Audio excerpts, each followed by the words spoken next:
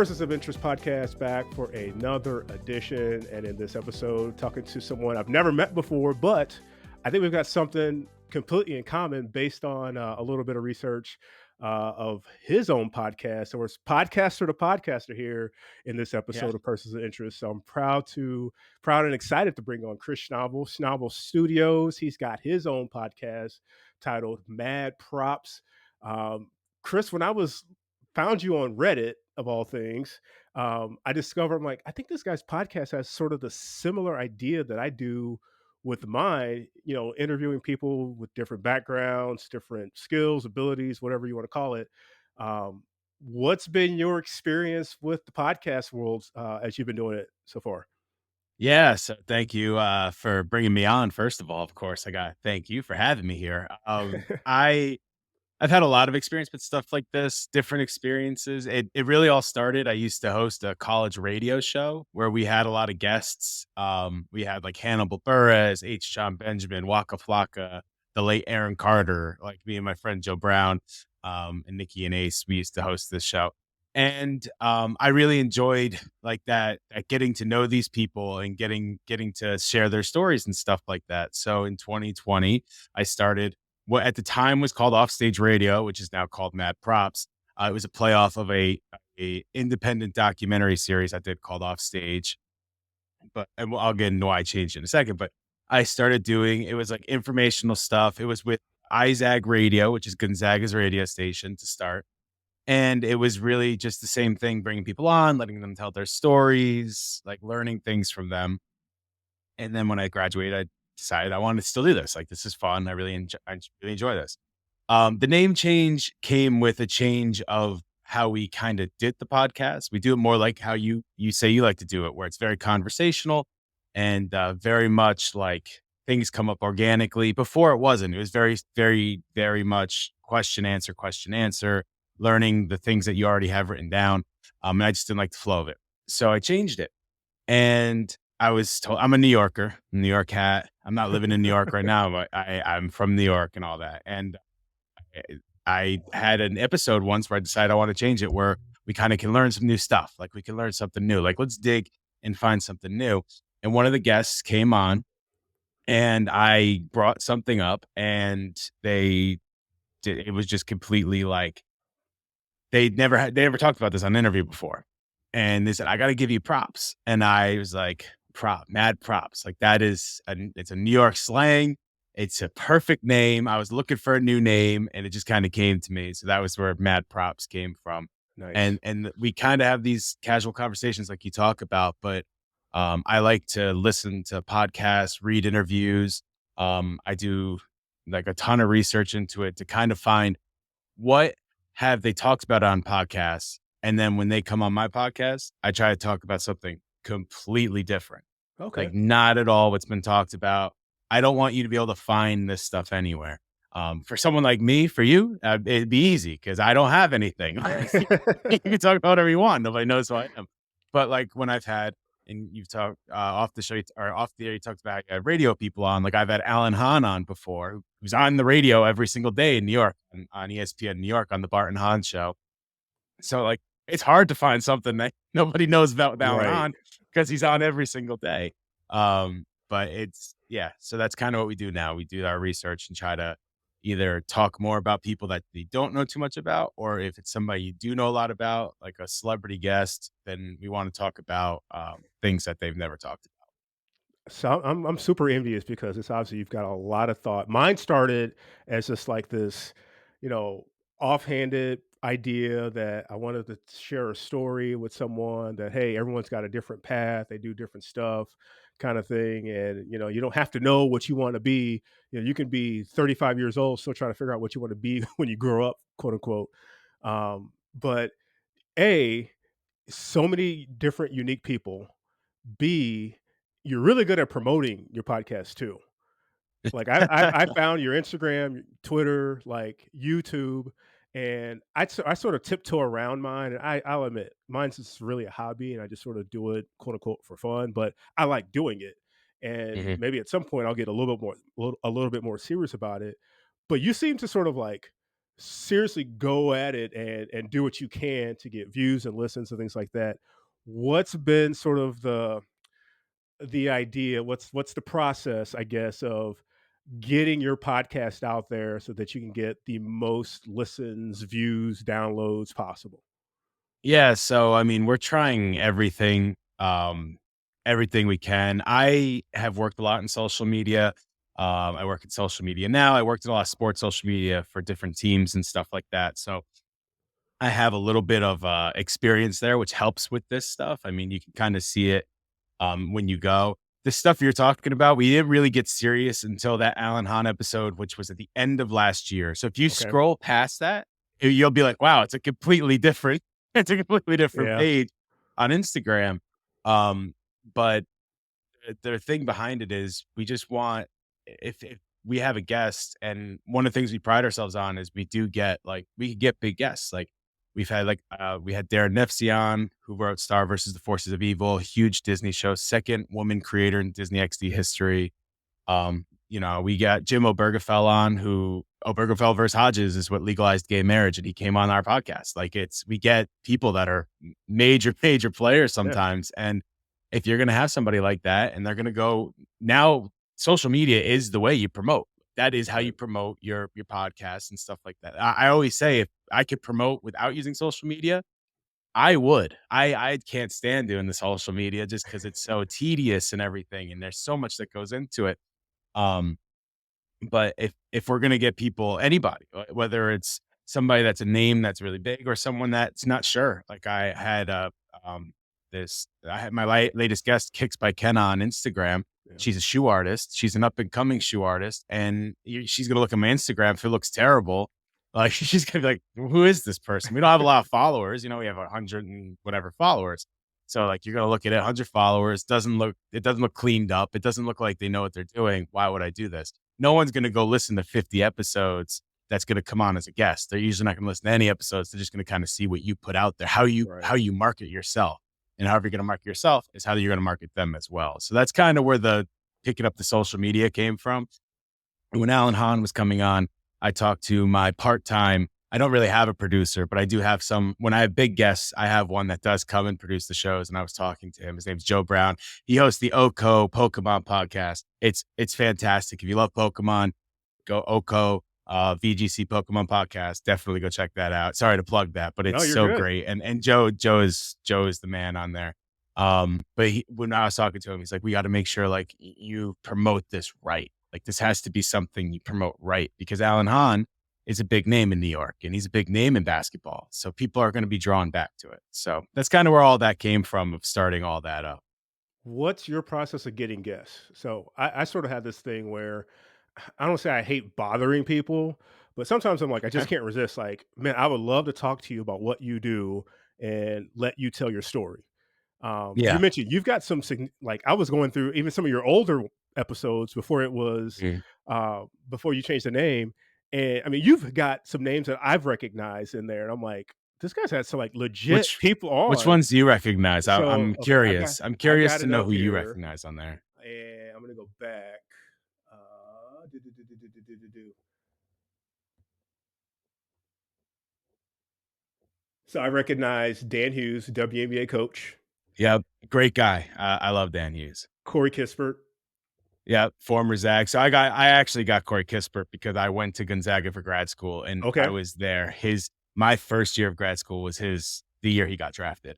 So I okay, was able to get him. I had a couple baseball players like Alec Jacob, great dude, Brett Harris, great dude. They were both baseball players that came on. Sarah Penner, Ernie Yake, all the Gonzaga people, and Rob Sacre is on there as well, Gonzaga guy.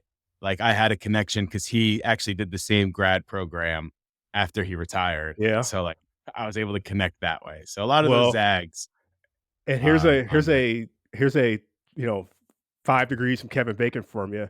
I went to college at Missouri State University, and Okay. you've had football coach Dave Steckel on, who was a football coach, and he was for a handful of years the coach at Missouri State. So I was Yep. kind of like, wow, this guy's had like some people on, and I'm like, what's his process? You just reaching out, shooting your shot. I saw when the big Elmo tweet that went viral the other day. You even went Yeah. in that one and said, come on the pod, Elmo. Yeah, I mean, that was more of a I know, but sarcastic still, one, like, but, I you mean, shoot your hey, shot. Like, hey, if he replied and said, "I'm coming on," I right, 100%, I'll spend an hour with Elmo, no doubt. It really depends, there's so many different ways that you can get guests. The shoot your shot thing, absolutely, like, the ones I talked about when I was in college, I mean, Waka Flocka, Hannibal Buress, H. John Benjamin, just emailed their agents, and yeah, some of them say yes. I mean, Joe and I would email we used to email Tom Hanks's agent and get a no, really, but we would, yeah, why not? You never know, right. right? You don't know unless you But know, yeah, right? Yeah, you don't know unless you know. So if you could do the research and find a lot of the time the research is right in front of you. It's just people don't realize it. Like you can find it right on Twitter. They'll put it in their bio. That's somebody that probably wants to, will accept an interview because that's their business email. They're saying for business, go to this, sure, and they're probably going to do that. And some of them are just connections I've made along the way, working in sports, working in entertainment, working with musicians and stuff like that. So for the bigger names, yeah, I was probably shoot your shot. There's a lot of them on there. I won't say which ones because I don't know if they're private or public on there, but some of them are LinkedIn people that I'm sure. connected with, and I went on LinkedIn. Dan's very big on LinkedIn. That's the one. That's one of those that I just reached out on LinkedIn. I said, "Hey, do you want to join?" You know, it was that pandemic season he couldn't do. I really wanted him to talk about that, and he's a legendary coach for the Seattle Storm. So legendary coach in WNBA. I mean, he's one of the first WNBA coaches. So I definitely wanted to talk. Yeah, and so the process really is just if you look into this person, really, it could be long research, it could be short. Some of them you'll just look up and you'll find it right away. Other ones, it does take a minute. Like it takes a little time to really dig in and find it. But if you want to find somebody, you can usually find the right person to contact. Don't like go look for their I'll say right now, and this is not to protect anybody or anything. Don't look for their personal email because they're Sure. never going to get back to you. One and two, if you're reaching out to their personal email, they probably don't want to jump. They're like, oh, this person has my personal email. I don't know who this is. It's going to go into spam. Reach out to agents and stuff like that. But yeah, Oh, we have some people and that are we're talking to now that are bigger names, and it was just reach out to their agent, and if they're promoting something, sometimes it's all good. Like, yeah, podcast, sure, got a book to awesome. promote. Let's do it. Awesome. I love it. I just keep getting similarities. I've got a background in college athletics as well. Worked for 8 years in college athletics for a D1 conference and just built up a number of connections, some that I'm still connected with to this day, thanks to social media, Facebook and Twitter, and you still interact with people. And I started doing my podcast before the pandemic, but kept those doors open because A, I love relationships and being able to let those people share their story is awesome. But B, um, I do what I can for those people as well because they've become great friends. And it's Mhm. always good to call in a favor once in a while. I was like, hey, I got this little podcast project. You want to hop on for 20 minutes or something like that? That's Yeah, always been my thing too. So, like I said, I've had a number of folks that are, a lot of them within the sports world for mine, but similar in nature where I've definitely leaned on the connections built up from past experiences, things like that. So, yeah, um, and the connections, as we grew and as we had people on, people are more willing to talk to you. But then some of people are afraid to use their connections with podcasts because you don't want to be a bother. But right, like I thank people like Frank Alvarez, who's a friend of mine I went to college with. Like he came on my podcast very early on. Frank Alvarez is the co-host of the Basement Yard, giant podcast, like top 10 podcast out there. It's huge, and he did a favor for me. He came on and it helped boost in the beginning and helped get viewership up in the very beginning. So like using connect some if they're connected with you and they enjoy you, they'll help you out. You can't be worried about and this is the one thing I say to everybody that wants to do something like that. The worst thing they're gonna say is no. right, That's the right, worst thing that's gonna happen. Nothing worse is gonna happen than a no. So why yeah, may as well. A no is the same as not reaching out. right, right. So I always get the thing when people say, "Oh, you have a podcast?" Everyone's got a podcast, Mhm. and that the platform has grown. Like there are so many different ways of publishing a podcast now. There's so many different podcast platforms. I mean, it goes beyond just Apple and Spotify and Google. I mean, it's just exploded, and it exploded years ago. Um, what's your take on the landscape as a whole? Because I know I've learned it's a huge market. It can be tough to Mhm. get discovered. It can be tough to get listens and downloads. I myself, and you might be the same way. I call myself a wannabe podcaster and a wannabe photographer and a wannabe digital media creator. But I know all these things. I just sometimes just tiptoe in the waters. But I take in a lot of podcasts myself on a daily basis outside of doing my own. And I feel like Yeah. some podcasters do that too because you find, man, I love hearing stories. Gives me an idea, gives me inspiration. For you, what's your take on the landscape? And are there any podcasts out there that you sort of take in yourself that I guess lead you down the path of inspiration? Sure. Yeah. I mean, well, first of all, I've become a huge fan of Good Pods, and this is not a paid advertisement. I just love this app. It's You piqued there. my interest in that too. I knew Yeah, about it. I didn't. I only tiptoed in it, but now I'm thinking of diving into it. But you can go ahead and, it's and go more definitely into it. worth diving into. It's still up and coming, but it's got like such great features. It has a lot of ways to discover new podcasts, and for indie podcasts, it's just been great. I mean, getting onto like people curate these different lists and they publish it to their all their followers, and if you publish a list, they put it on their followers, tag you in it, all that stuff, and they've just been really great, and we've gotten a lot of support on there. And I mean, we just started really posting about it. Didn't really hear about it until I didn't really see. This is where my biggest mistake of podcasting has been. I didn't really do Twitter for a long time, or X, Okay. or whatever you want to call it. I just never was really great with the format and stuff like that. And then I was talking to a friend and they're like, listen, if you really, really want to take this serious, you have to just do Twitter. Like Instagram, yeah, you want to make it nice. YouTube, obviously, that's where you're going to post all that, but you have to do Twitter. That's where, if you want to get seen, you're going to get seen doing Twitter. So I started boosting up my Twitter. And like you said, you saw the Twitter and you see all the stuff I'm doing on there. And it's because of that information of you got to boost your Twitter up. Yeah. So but they followed me on Twitter and they told me to create a list, and I created a list and I checked out the app. And next thing you know, like we're getting listens on all our episodes from all these random people because we're just getting discovered so fast. And it's just been a really great app, and it's super easy to control, and they're updating it all the time. So I just started using it beginning of January, and they've already had Okay. 3 updates or something like that. So definitely a great app there to discover stuff. But podcast, so I'm very picky when it comes to podcast, extremely picky. I don't just sit down and listen to podcasts. I usually, like when I'm running or if I'm shooting around a basketball, two very important things to me, basketball and running. We got I something else in listen to common there. podcasts. Yeah, yeah. That basketball became big to me. Well, okay, we can get into that. So let's stay with I'll go on all these No, you're tangents if good. I don't stay on one track. Um, and so I I'm very picky with podcasts. It really has to be something that draws me in very quickly. It has to be something that can keep my entertainment and stuff like that. And just because I don't listen to certain podcasts doesn't necessarily mean I don't think they're good. Sure. Like I've listened to podcasts that I don't listen to regularly, but I do think they're good, they're well done and stuff like that. I just have a very, very short attention span. I'm not good at I can't sit down for a long period of time. I don't watch movies because I just can't. I can't sit for a long period of time. I love Nintendo, but video games, if it's over 25 minutes, can't do it. I can't sit. So that's and so the reason it needs to really draw me in is because when you're running, you're trying to get out of your own mind, right? Like you need to clear your head. So you're not sitting there like, I'm running right now. Like this Right. stinks. Um, so I'm very picky.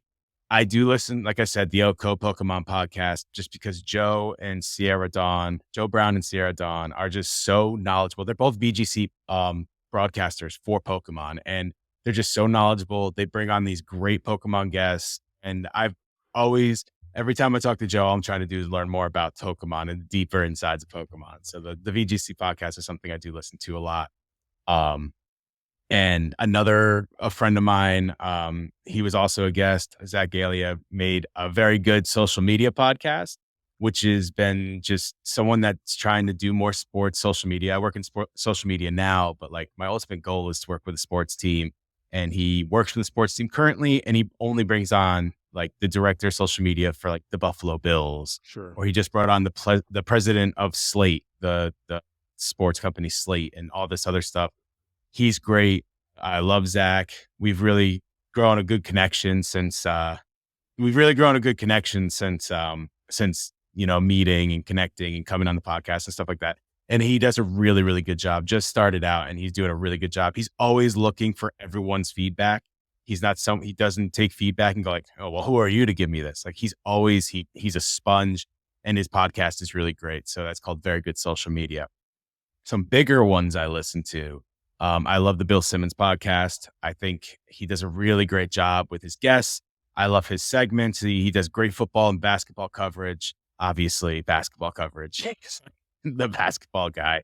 And I do love Cousin Sal during basketball season. So I do love the Bill Simmons podcast. And I love the Midnight Boys on Ringerverse would be my other big one that I listen to. That is the Ringerverse is also a Simmons thing, but it's a fandom podcast, and it has Van Lathan and Charles Holmes, and it's just so entertaining. They really do a great job of breaking stuff down, but also like the different ideas they'll have when they're not breaking stuff down, like different lists, different drafts. Like they do court like who against who. It's just great. So those are really the four I would say I listen to the most. There's some other ones in there like Conan O'Brien and the new Daniel Tosh and a couple other friends that I have, but those are the ones I'll probably listen to the most. Nice, nice. I like it. I like it. I've got my tastes are all over the board. I don't do a ton of Mhm. hardcore sports talk. Most of mine are I need something just to take my mind away or something that's, background noise while I'm working that I don't have to concentrate on it. But if they say something, I'm like, what do they say? Why are they laughing? And I can go back and listen to it. Mhm. Because believe it or not, like I don't mind music, but it's just like I'm not that tied into it. I'd rather have something a little bit more thought provoking. Um, so I actually go back and I find ones that I love finding older podcasts that they may not have uploaded an episode in forever, but it's interesting for me to hear, and I can just Yeah. go through all of them. Case in Mhm. point, I just finished the JFK podcast. I'm history nerd a little bit, and I was kind of like, wow, this is intriguing. And I just blew through it. Like they were, 25 to 35-minute episodes, perfect for a run. And it Yep. was a You'll have to topic that I send was some of interested in. those to So me. I'm yeah, a big definitely, history definitely. guy as well. I'm a big history guy. I bought YouTube Premium for a long time. I can get into the basketball thing now because it kind of ties in. So I Yeah. used to weigh 450 pounds and I lost Really? 200 over 200 pounds. I'm now about 220, 230 ish. Okay. How'd you do And that? Now we're getting on sidetrack, but I so got to know. yeah, yeah. So I started to work. So I started the workout after I got into Gonzaga because I was going to be a GA. I was going to be a baseball GA, and Okay. I was 450 pounds. And you're not going to be going out there taking ground balls, showing a D1 athlete what to do when you weigh 450 pounds. It's not going to work. So I started to like get into what I call baseball shape. Like I didn't Okay. expect to lose 200 pounds, but I did it. I wanted to get into baseball shape. I wanted to lose some weight. And then boom, world shuts down, gave me more time. I was still working remotely, but it gave me more time to really focus. I was already on the path a little bit. I did so I got hurt right after the pandemic. I was doing throwing drills and I slipped and my legs went one way, but my upper body went the other way and actually Oh tore my man. ribs. And I was out for Oh, 2 or 3 months. I was like right after the pandemic started and I came back. Always say June 11th, 2020 is when I started my weight loss journey because even though I started in like January, I had that huge break in between where it probably yeah. just evened out what I was all the stuff I was doing. Yeah, but I worked out a ton. I still worked at the time, so I would get up very early in the morning, work out, like heavy lifting and stuff like that, eat breakfast, then do a little of the workout, work out in the middle of the day, baseball drills at night, and then work out at Wow. night. It was a lot. It was just there was nothing to do during the pandemic, Right. and I Right. did That a was different podcast. It was not Mad Props. It was actually called Sketching Up, which we still do today. It's like a fandom podcast. It's all the stuff in the background here. That's what we talk about. Everything in the okay. background here is what's on Sketching Up. That we started that right. I think it was like the first day of January 2020. So I was doing that and I was working out. And I didn't run yet. I didn't play basketball yet. When I got to Spokane, Washington for Gonzaga is when I started doing that. I got really into basketball because I was in Okay. Gonzaga. So like there's Right. everyone's Right. always playing basketball. All my friends played basketball. I played with them. That really got me into basketball. And then running, I started by just running in place. I didn't run anywhere. I ran in place because I just couldn't do it. I couldn't run. So it started with running in place for like a minute and then running in place for 5 minutes and then running in place for 10, then running in place for 15, running in place for 20 minutes straight. And then it would be like run from one side of the room to the other side of the room. And it could be like the room could be tiny, but it was just these small steps into getting to a point where I can actually go run. And then it would be run 30-second sprints. And then it'd be do multiple 30-second sprints. And then it became run 1 mile, now run 2 miles. And now, today it depends on the day, but I'll either run 3.5 miles or run 7 miles every single day. And it Dude. started with running in place and not running anywhere. Um, and yeah, same with basketball. Basketball just started with just go shoot, go do something, get your heart rate up. And now I play almost every day. And I used to be the guy that hit the back side of the backboard and it flew away. And now I'm like usually somebody that people want on their team because I'm pretty good at basketball There you now. go. So that's pretty fun. But all of that, even though this is a much better story than what I'm about to say, I got Apple Music because I love history and I love documentaries and stuff Okay. and I could never find a podcast I can get into, but I found a ton of them on YouTube that I loved. So I bought YouTube Premium because YouTube took away the ability to close your phone and listen. Right.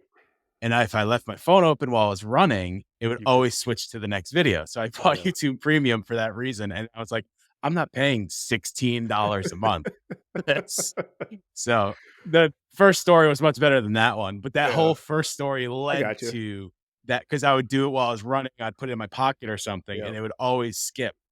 But it I was got you. because, like you said, like you're thinking and it's putting you in a different mind state, and that's really what I wanted. I can't listen to normal music. Like I can things I can listen to when I run, old pop music. Put on some Britney Spears, I could go. I don't know why.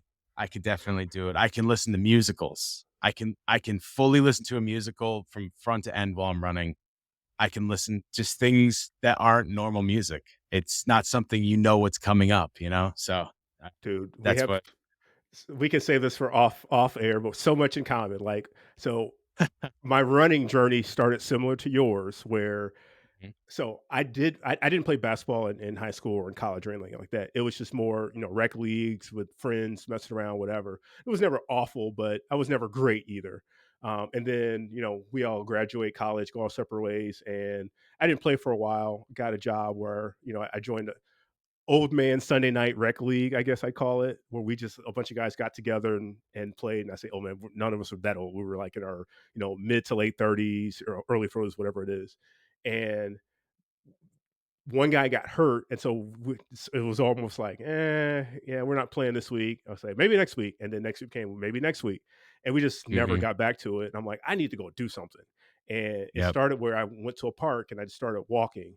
And when I was walking, I'm like, this is taking forever. I'm like, well, maybe I can run a little bit of it. Well, I'm going to fast forward because I've told this story to my listeners before, but that walking turned into maybe I can run a mile, walk a mile, run a mile, walk a mile. Okay, maybe I can run 2 miles and walk a mile. Well, this park is about 3.75 miles long, so it's like, well, maybe I can run 30 minutes straight. Let's see if I can do this. And one day I just went out and just about killed myself, but was able to do it. And it became Mhm. all right. So what is running all about? Like, how do I do this efficiently and good? And long story short, it came to if I can run a 5K in 30 minutes, that's a solid baseline. And I didn't even follow a training plan. I just kept pushing myself and pushing myself and Yep. doing it. Eventually signed up for a 5K race, and that motivated me to stay in the shape to do it. And ran that race, did it in like 28 minutes and 59 seconds. So a minute under my personal cutoff. And from that point on, I've signed up and registered for at least one race a month. And that started, That's but that was like amazing. 2018. The Mhm. pandemic for me was, well, maybe I can do 100 miles in a month. So May of 2020 was the first month that I did 100 miles in one calendar month. And that's become a little bit easier. Some months I don't always do it, but it's become a target of mine to at least get 100 kilometers, 62 miles. So my goals change depending on what's going on. Um, but yeah, I mean, it's progressed now where I've run 2 half marathons. Last year's half marathon was a Congrats. sub 2 hour. Um, Oh, so I don't think congratulations. I don't think I'm gonna be a marathon guy. That's probably past my max. 13's enough. It's a But lot. it gives me something to do and a way to stay in shape. But when I'm Yep. running, I don't do music often. I do podcasts often because Yeah. I learned that the music will sometimes make me go faster, and I've learned more about running in terms of keeping my heart rate in a certain zone. So the Yep. podcast helped me slow down and just, I can get lost in what the conversation is and not, something mindless to think about. I like one of my podcasts I listen to on a daily basis, four sports guys that live in DC, and they talk about their kids, they talk about the Washington Commanders, they talk about how terrible the Wizards are, you name it, but they do it in a fun, jokingly kind of way. And it's like one of my favorites. So I enjoy that. They do like a 4 hour radio show. So their Mhm. podcast without commercials, this is about 2.5, 2:45. But it's a great, like today was a 5 mile run, pop that on, and I'm good. So unless I need to Yeah. go out and do some speed work, I'll throw in music for that. And the same thing you said, my music, it goes back to the music I listened to when I was in high school or in college. I don't Yeah. know any of the music from current day. So it's awesome to hear somebody with that similar story and similar journey there. But that's, Yeah. hey, mad props for It's you on the progress with the weight loss because that's awesome. yeah, thank you. I don't listen to most of that stuff. Like musical stuff I can. I've gotten very much into musicals. That's a whole different story. It actually comes with my podcast in Hamilton, but I got a lot into that. But like the old music, I don't really listen to that. But when I run for some reason, that's what it has to be. It Yeah. has to be like that pop from 1998 for some odd reason. It just works. It I really does. feel I you. do the same thing as well. The Michael K show from New York or Bart and Hahn. I'll put those they go in podcast form and, Yeah. like, if none of the other things I really wanna listen to are on, and it helps me keep up with New York sports as well, Right. so I'm like, "Alright, I'll do that because 'cause I'm not located in New York currently, so I need to keep up with it somehow." Yeah. Awesome. This has been a great conversation, man. So one other thing I want to ask you about before I let you go, and maybe we do a part two because this has been a great conversation. Sure. So I am curious about your thoughts. Like I said, your format seems to be similar to mine, where you get a guest on and you guys have a conversational podcast. What's your thought on the solo podcast? You ever sit down and just sort of get something off your chest and go in. I saw one way back in your archives that you had in there, Yeah. but is that something that you do often? Is that something you experiment with? What's your thought for you in terms of doing a solo podcast?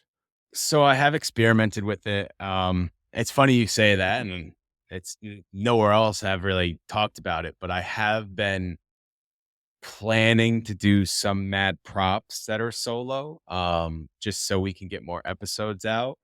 I'm thinking more story based of like my career and things I've done and stuff like that.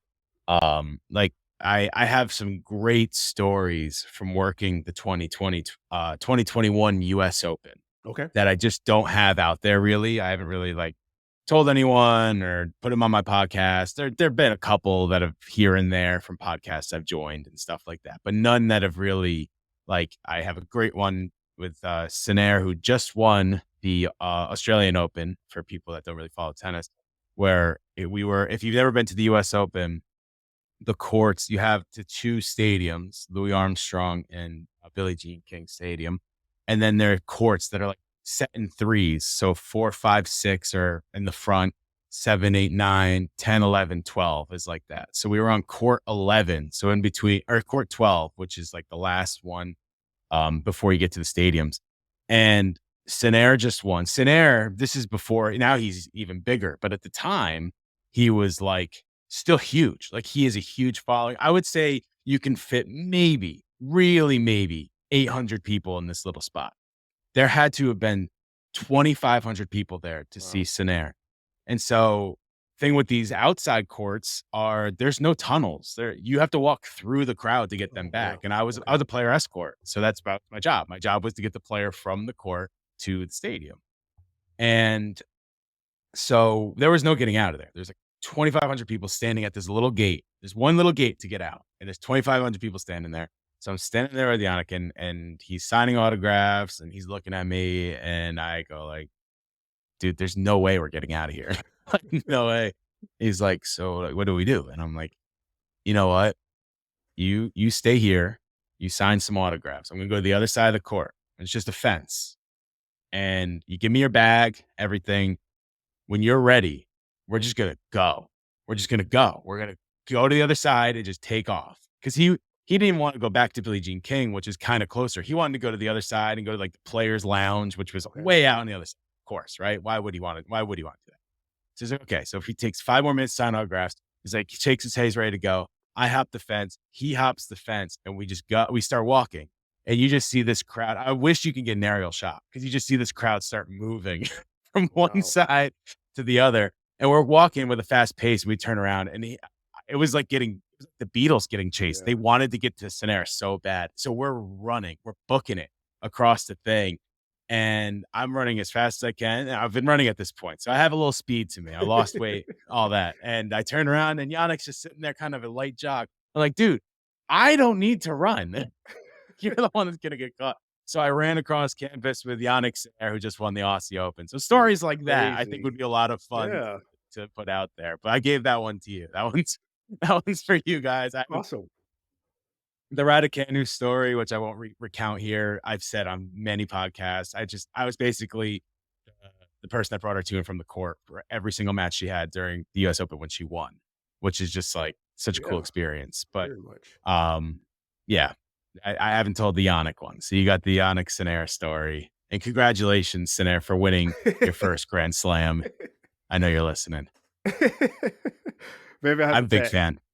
Yeah, tag him. Tag. I'm a Yeah, big fan. I'm a huge Sinner fan. I get notifications every time he has a match, and of course, when they're not in the US at yeah. 2:45 in the morning, I don't care. I That's watched, awesome. I did watch him versus, who was it, Medvedev in the final. Love Sinner. Awesome, awesome. Man, this is great. Like I said, you certainly have a knack for the storytelling. So I don't know if you're going to do more solos. Um, Heck, you inspired me because I'm like I've got some stuff from my few years of working in college athletics. Nothing that would flame. Just interesting stuff that people Mhm. would be surprised to hear about working behind the scenes and what it's like here in the Midwest. The conference that I worked for. Pretty well known, and I don't know. My next hope, and I'm dropping a hint here, and hopefully I don't know if it'll actually happen, but I'm hoping to get my old boss, who was the commissioner of the conference. He's now retired. And we've Uh, shared some text messages, so we'll see if that actually happens because he would have some yeah. fantastic stories to share, and he's the type of guy that you can just sit down, grab a drink, and so what's going on? And he was absolutely one of my favorite people to work with. He wouldn't say for, he'd say you worked with me. That's definitely what he Yeah. would say. But sneak peek, knock on wood, we'll see if I get him on here. Come I've on the show. right. Yeah, get on here. I sent him a text around the holidays, and he was like, "Derek, I'll do anything. Let me know." And I kind of Yeah. didn't want to bother him because that's the thing. That's why I asked you about your guest, process of getting people on. But he's like, "Let me know. I'll do anything for you." So we'll see. I will say, you say the bother thing. This is one thing that's I learned very early on. I'm glad I learned it early on because it helped me with all the guests I get. I was told by an agent very early when I was trying that, so I reached out and then I reached out again, and I don't like double emailing at the Yeah. time. Now I'll do, but what they told me is, "I'm glad you did that. The email got lost." So, like, when Oh, you don't hear back a lot, it's you not never all, know. sometimes they just ignore it. Sometimes they're Right. like, "Yeah, okay, we're not, no." Like, other times, it gets lost. It gets Yeah. lost in the emails because They got a these lot people, going on. especially the big, oh, yeah, they got a lot going on. So if you emailed them and it's all the way at the bottom, they're never gonna get to it. So they actually were like, "I'm glad you emailed me again." I was sitting on my desk, it popped up, I didn't see the first time, and then that guest came on. So, like, Yeah. you never know what's gonna happen. I love it. I love it. I didn't I even just get to ask you any questions. I had questions for you, but I know you wanna Go wrap for up. it. Go for it. So how you kinda told how you started. How do you get guests? How did you start getting guests? So it started because I was wanting to tell specific stories, and I just knew people that I wanted to reach out because they had unique backgrounds, and I had no problem reaching out to my first. If folks went back to my early podcast, these are people that I just had great relationships with, and either from the industry, college athletics, or people that were student athletes when I was working in college athletics, and they've now moved on, they graduated, and I'm still in touch with them via social media or Facebook. I had no problem just shooting them a DM or an email or whatever, and say, "Hey, will you come on and talk about this and that and the other?" And they're like, "How much time do you need?" 30 minutes, an hour tops. And it just kept going and going. Um, and it got to the point where when the world shut down, when I was cranking out an episode, 2 or 3 a month. Now I'm probably, I want to be 1 or 2 a month at the very basic minimum. Um, Sometimes, I was few and far between that. It just changed out. Um, but I just started making a list of, I would love to have these people on because they're interesting to me, and I think they would be interesting to other people. B, I've made a list of, I would love to talk to that person that I've never talked to. So I just had these 2 different types of things, and I had a way of getting connected to them via social media, so it was easy for me, and I thought they would do it. I didn't have anyone that was crazy significant, superstar or whatever, but I just wanted run of the mill, you know, tell me how you got to where you are in life, because we all have had different paths and we all went about our different way. So yeah, it was just a basic shoot a DM, shoot an email. Do you have time? Yada yada yada. Sometimes it was people that I worked with, face to face, sit down and over a cup of coffee. And I'm not a coffee drinker, but I grab a hot chocolate, and we just chat. Stop by, the office, come by their office, whatever, and just love doing it. And it became when I was working in a school district.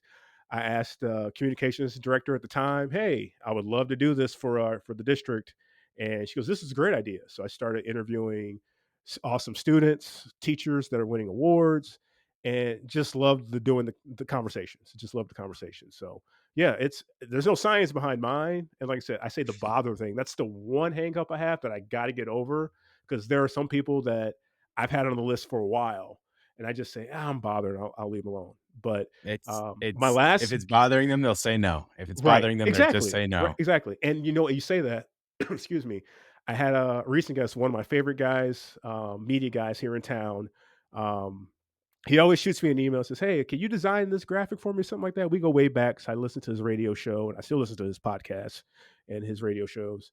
But I had him on a few weeks ago, a couple months ago. He's like, "Oh, I'd love to do this. This would be great. You could teach me some things because I'm wanting to get my podcast game up, and you seem to know what you're doing." I'm like, "Well, I just love messing around and figuring out what works and what doesn't work."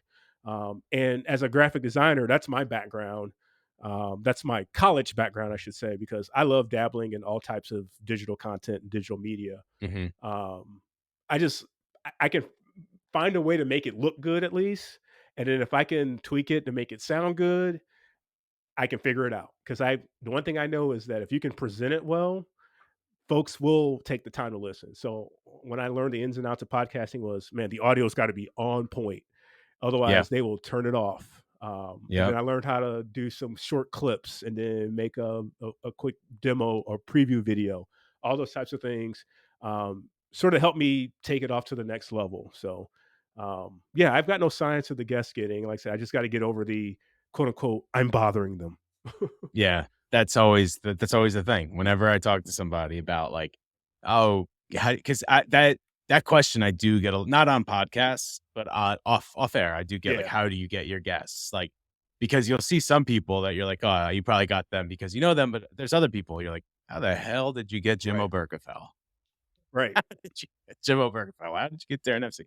And it's just reach out and see if they. I guess I always said if they say no, it's the same thing as not asking. So right, nothing but positive can come out of it because right. there's really no negative. Yeah, And there's sometimes big things can come out of it. I mean, when we were in college, we reached out to Taylor Swift's people. Now, this was obviously um this is 1989. So right, this is still she's pretty high up there. Not where she is today, but 1989 was one of her top albums. Um and we reached out and obviously she said no, but they sent us stuff to give away on our show. Like, and so one episode of our show, which it's unfortunate we don't have any recordings of our show back then. It just didn't happen that way. Um, but one of the episodes we decided to calculate how much stuff they gave us. So we went on the website and we went through every piece of gear that they handed us and found the price on the website. And it was like 3 grand worth of stuff. Really? Yeah. It was Wow. t-shirts, phone cases, pop sockets, the album, the 1989 Yeah. album, the CDs, all this stuff. Actually, the album I kept for a long time, a really long time, because I was just wanted to keep it. It was my favorite thing of all of them. I gave away the shirts, I gave away everything else, and then one day, a close friend of mine and of our studio and stuff, like, her name's Casey Grennan, singer. She lives in Nashville now. She was out of New Hampshire at the time.